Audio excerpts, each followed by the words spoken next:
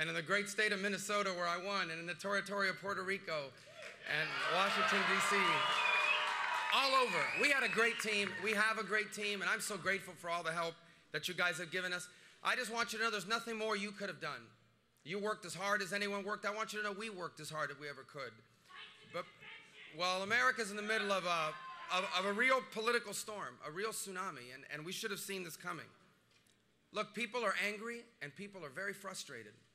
It really began back in 2007, 2008, with this horrifying downturn. Don't worry, you won't get beat up at our event.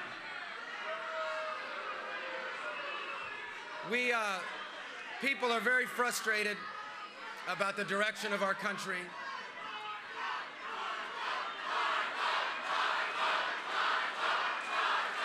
Thank you.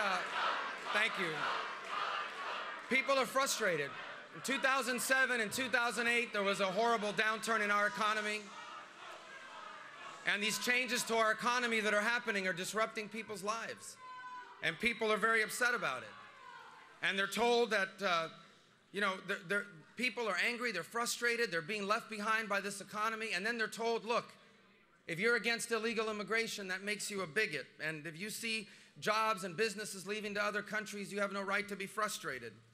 They see America involved in the world and Americans spending money and losing their lives, and they see that there's very little gratitude for all the sacrifice America makes. And quite frankly, there's millions of people in this country that are tired of being looked down upon, tired of being told by these self-proclaimed elitists that they don't know what they're talking about and they need to instead listen to the so-called smart people. And I know all these issues firsthand. I've lived paycheck to paycheck. I grew up paycheck to paycheck. I know what it's like to have to figure out how to find the money to fix the air conditioner that broke last night. I know my parents struggled, and I know millions of people that are doing that. I know immigration in America is broken. No one understands this issue better than I do. My parents are immigrants. My grandparents were immigrants. Jeanette's parents were immigrants. I live in a community of immigrants. I've seen the good and the bad and the ugly.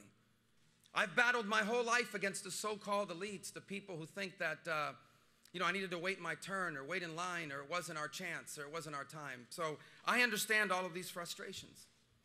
And yet when I decided to run for president, I decided to run a campaign that was realistic about all of these challenges, but also one that was optimistic about what lies ahead for our country.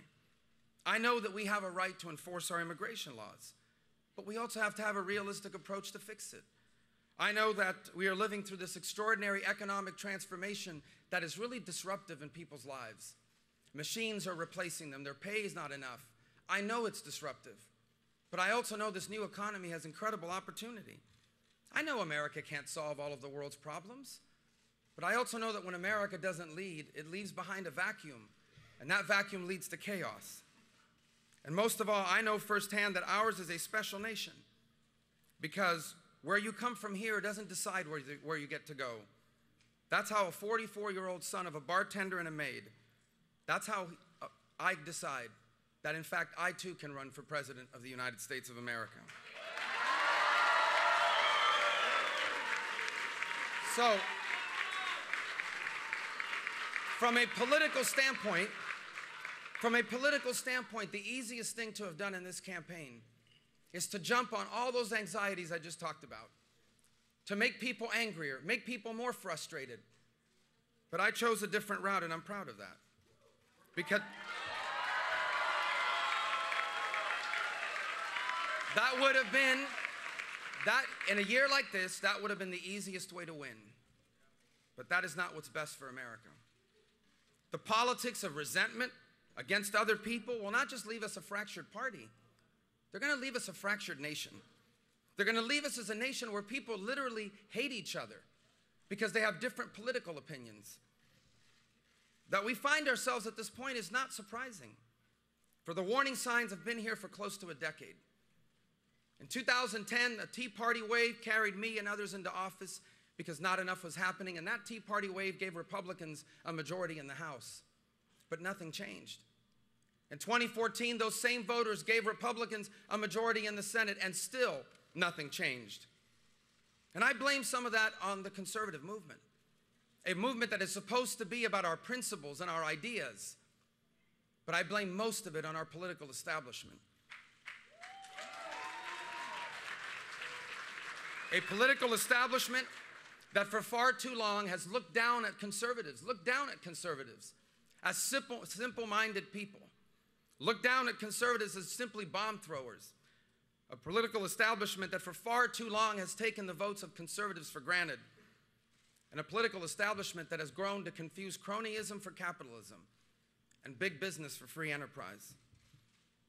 I endeavored over the last 11 months to bridge this divide within our party and within our country, because I know that after 8 years of Barack Obama, this nation needs a vibrant and growing conservative movement, and it needs a strong Republican Party to change the direction now of this country. Or many of the things that are going wrong in America will become permanent, and many of the things that make us a special country will be gone. America needs a vibrant conservative movement, but one that's built on principles and on ideas, not on fear, not on anger, not on preying on people's frustrations. A conservative movement that believes in the principles of our Constitution, that protects our rights and limits the power of government. A conservative movement committed to the cause of free enterprise, the only economic model where everyone can climb without anyone falling. A conservative movement that believes in a strong national defense, and a conservative movement that believes in the strong Judeo-Christian values that are the formation of our nation.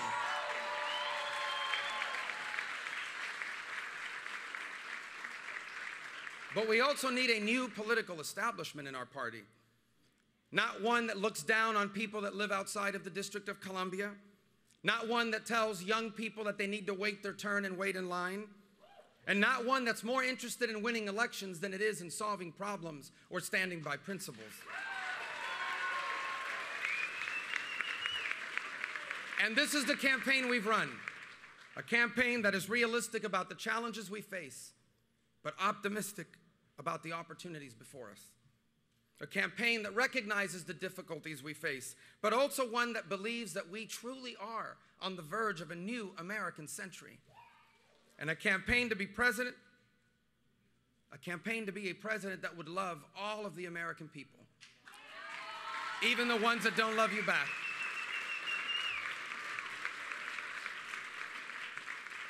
This is the right way forward for our party. This is the right way forward for our country. But after tonight, it is clear that while we are on the right side, this year, we will not be on the winning side. I take great comfort in the ancient words which teaches us that in their hearts humans plan their course, but the Lord establishes their steps. And so yet, while this may not have been the year for a hopeful and optimistic message about our future, I still remain hopeful and optimistic about America.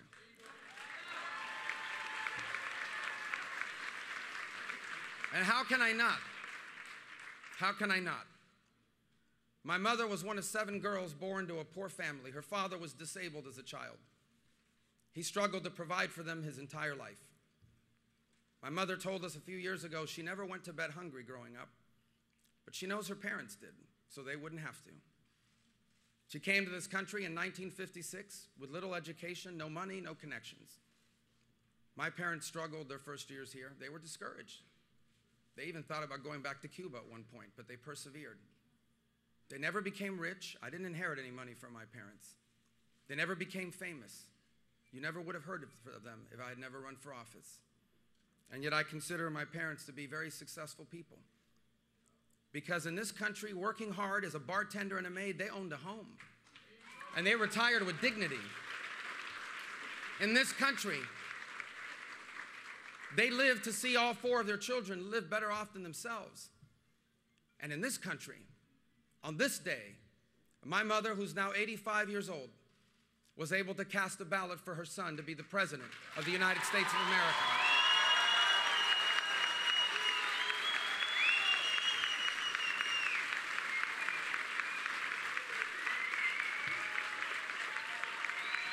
And so,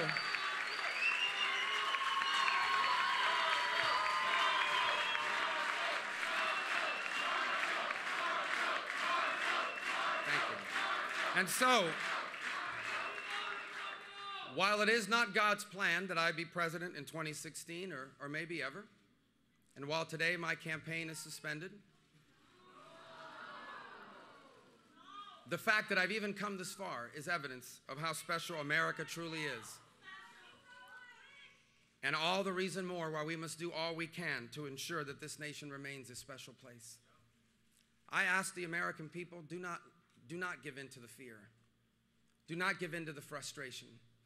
We can disagree about public policy. We can disagree about it vibrantly, passionately. But we are a hopeful people, and we have every right to be hopeful.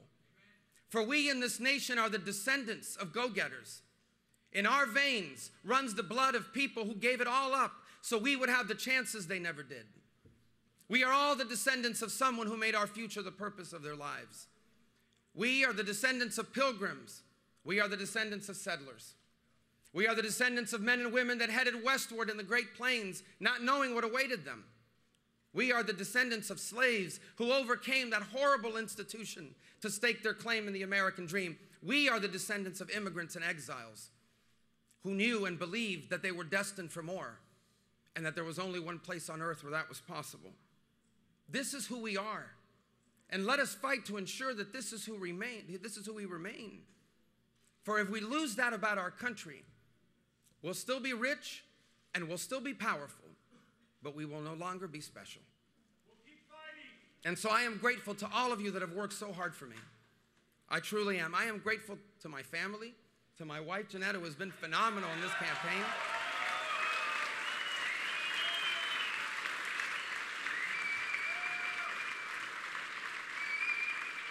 To my 4 kids, who have been extraordinary in this campaign.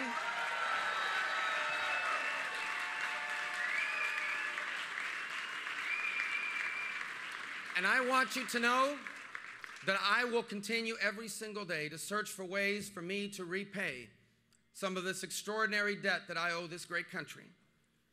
And I want to leave with an expression of gratitude to God, in whose hands all things lie. He has a plan for every one of our lives.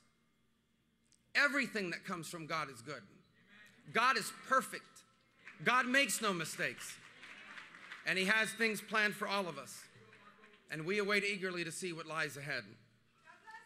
And so I leave tonight with one final prayer. And I use the words of King David because I remain grateful to God. Yours, O Lord, is the greatness and the power and the glory and the victory and the majesty, indeed everything that is in the heavens and the earth. Yours is the dominion, O Lord, and you exalt yourself as head over all. Both riches and honor come from you, and you rule over all. And in your hand is power and might, and it lies in your hand to make great and to strengthen everyone. May God strengthen our people. May God strengthen our nation. May God strengthen the conservative movement.